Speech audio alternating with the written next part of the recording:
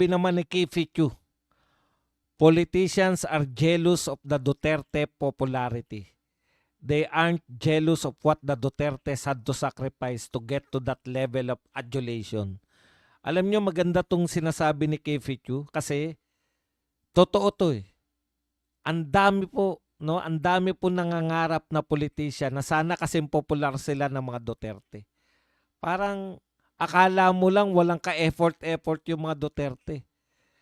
Hindi po magiging popular ang mga Duterte dahil pangalan lang nila. Hindi po. Yan po ang resulta. Yung popularidad po ng mga Duterte, yan po ang resulta ng pagiging mahusay na leader nung tatay nila. Naranasan na ng Pilipinas kung paanong maging presidente yung isang Duterte. Tumahimik ang buong bansa. Napakaraming proyekto ang naisagawa. Proud na proud. Alam na mga OFW yan kung gaano ka-proud ang mga Filipino around the world nung panahon ni Duterte. Kinikilala, meski ng mga superpowers na leaders. Hindi po nakikinakaw ng kamay si Duterte. Talagang si Duterte po, kada a-attend ng mga summit, kada a-attend ng mga conference, star ng Noche Buena si Duterte. Hindi po niya kinakailangan na makiamot. Siya po yung pinupuntahan ng mga leader para makipagkamay, makipagpicture. Dahil sikat at proud po tayo.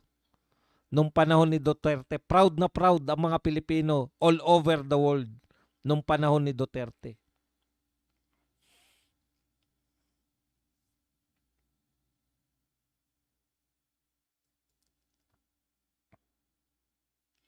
Hindi po yan nakamit ng mga Duterte dahil sa tokis-tokis lang. Wala pong nakita ang tokis. Panahon na po ng social media ngayon. Ang dali pong maghanap kung may nagawa ang tao o wala. Ang tagal-tagal na ng mga naninira. Ang tagal-tagal na ng mga pro-Duterte vlogger, pro-BBM vloggers. Ang tagal-tagal na ng mga dilawan na sinisira yung mga Duterte.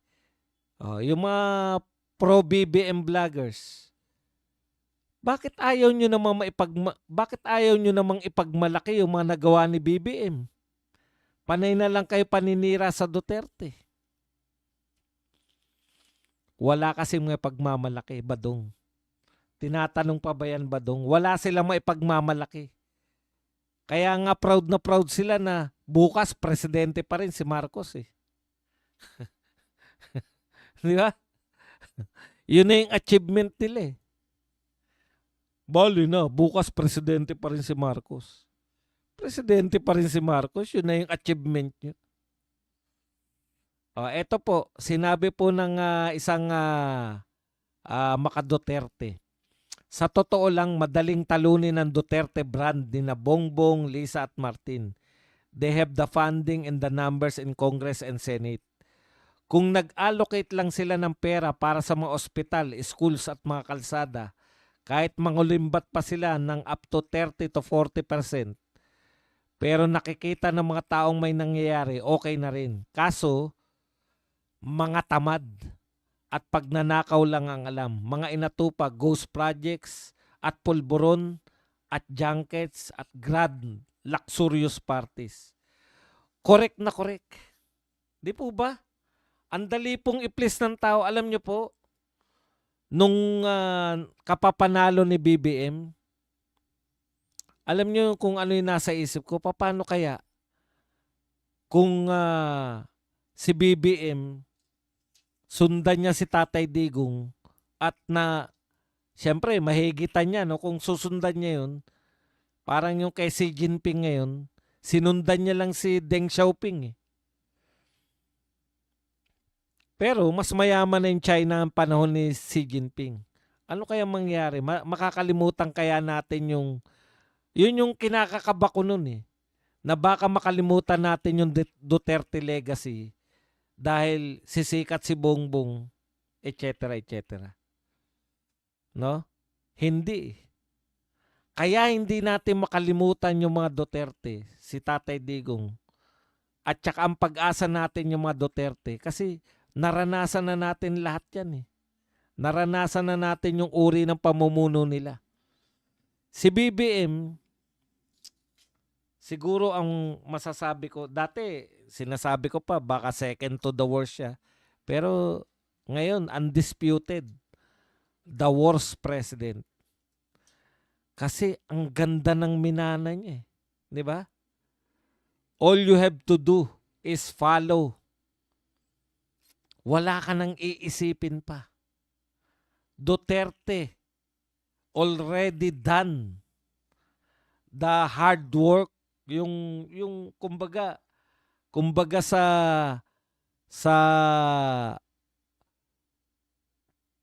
anong tawag doon? Kumbaga sa pagtatanim ng palay, si Duterte na yung naglinis ng sakahan, no? Nagtanggal ng mga damo, nag-araro, nagtanim ng binhi. Alam mo kung ano lang gagawin mo na? Okay na lahat. Malinis na lahat. Itatanim mo na lang yung mga binhi para lumago.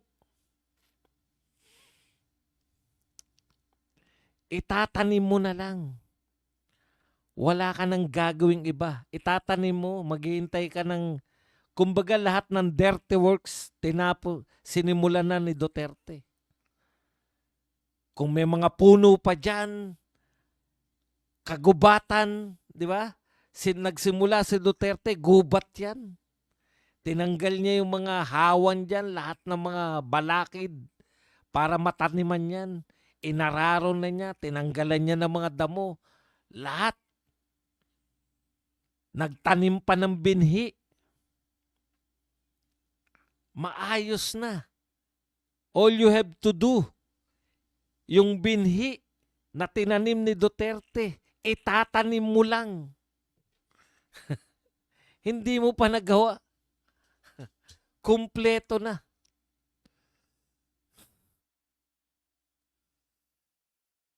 Worse.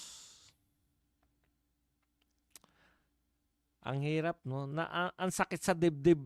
Minsan nasasaktan pa rin ako sa dibdib kahit na ang tagal-tagal na natin siyang kilala, no? Ang sakit pa rin sa dibdib, no? Yung nakakapanghinayang. Droga. Halos nalinis na ni Tatay Digong. Susundan mo na lang. Pinasama nyo pa.